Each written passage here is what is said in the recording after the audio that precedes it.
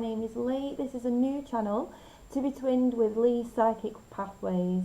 I've been a practicing pagan now for 15 years and I've always wanted to do a channel based on psychic development, paganism in general, and also on this channel there will be vlogs about what activities you can do with your own children as the wheel of the year turns.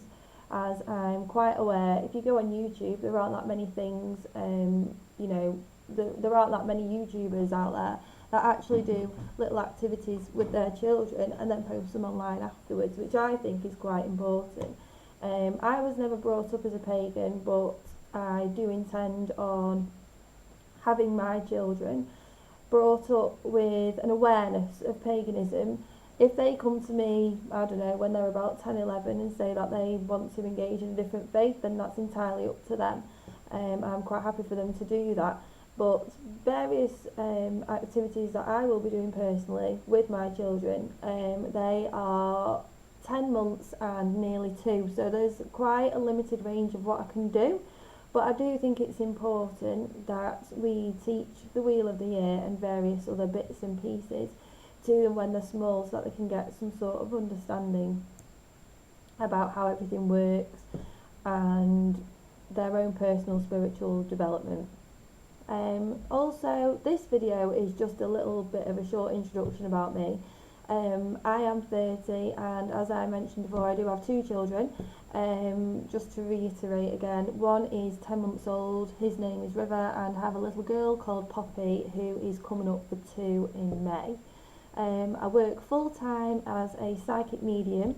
I do fairs, tarot parties, I do one-on-one readings. I also do telephone readings, so what happens there is I will, do a telephone reading and then that will be recorded onto CD and then posted out to you. The cards I use in my work are called shadowscapes. They have been drawn up and produced by an artist called Stephanie Moore, which you may have probably heard of or may not, but she is a fantastic artist. Her artwork is absolutely stunning. As soon as I saw these cards, I just fell in love with them because they have so many different visions on them, and you can, when I'm personally doing a reading, I can just look at these and something else will spring out at me which I've never even seen before, so I can pick up on that. So these are the cards that I tend to use, so I'll just show you a couple of them. You can see them there, maybe it's a bit bright. The sun's coming in now, there we go. So if you're interested, you can always have a quick look on Google Images, they will have this deck on there. So Shadowscapes, really lovely deck, and it's the one that I've always tended to use, to be honest. I tried Rider-Waite, I still have the pack, I've probably used it about 3 times.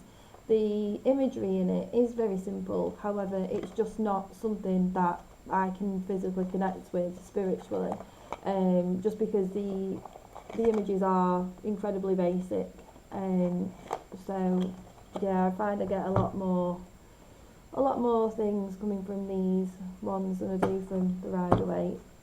I also sometimes use Moon Oracle cards, but they aren't really specifically for customer or client readings. I will just use these for myself, to be perfectly honest. These ones are Moon Oracle, so what you tend to do with these, you have a booklet that comes with them, and then using that booklet then you can find out which moon we're in, whether we're waning, and which element we're in as well. So there'll be different ones for water, earth, fire and air. And then what you do then is when you do your deck, it's got examples in the back basically, so you can have a look in there as to which spread you want to do. But it is quite easy to follow, and you've got all the general descriptions in the back as well. What I tend to do personally with my work is I do have a deck, but I don't really tend to read from this as much as I actually connect with certain objects. So what I do personally is I would pick up, someone would come to me for a reading basically, and at the start I'd say, oh, can I hold an item for you? So that could be an engagement ring, or it could be a wedding ring, car keys, necklace, anything that you've got on your person basically, so that I can connect with you and any spirits that are around you at this time.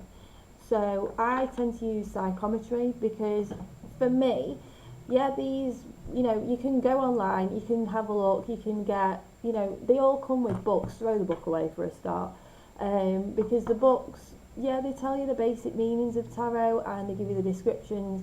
However, for me, you can only use tarot if you can connect with the card yourself and you develop your own meanings and interpretations.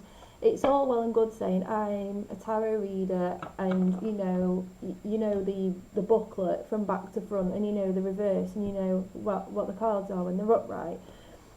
But then if you can't actually if you can't connect with those cards and you can't pick out little bits from them, then really what's the point? So what I tend to do is I have these as a visual tool, but that's mostly for my client's purpose. It's not really for mine. Yeah, I'll look at them and go, oh, the Fool's come up, blah, blah, blah. However, I get most, if not all, of my information from psychometry on its own. The reason why I have these is because if I just went up to someone and said, pass me your wedding ring, and I started spewing out all this stuff, they'd probably think that I was some mental nutcase, because I know loads and loads of stuff about them just by holding a ring or a necklace. These are just a visual tool basically to stop people really from being frightened of what I actually do, which can be a bit. I wouldn't say they're a hindrance, but I would much prefer to not use them at all, to be perfectly honest. But yeah, they're there anyway. But yeah, as I said, if you are interested in tarot, what I would suggest you do is you get a deck that you connect with. Fair enough if you wanted to go for Rider-Waite, which is the most simple one to start with. But then, I never connected with this anyway. I think if this was the only tarot deck in the world, I don't think I would have carried on with it because I just didn't connect with it at all. So yeah, that's a little bit about me. I hope that you've enjoyed learning a bit more about me, and hopefully I will be doing another vlog soon. So see you later.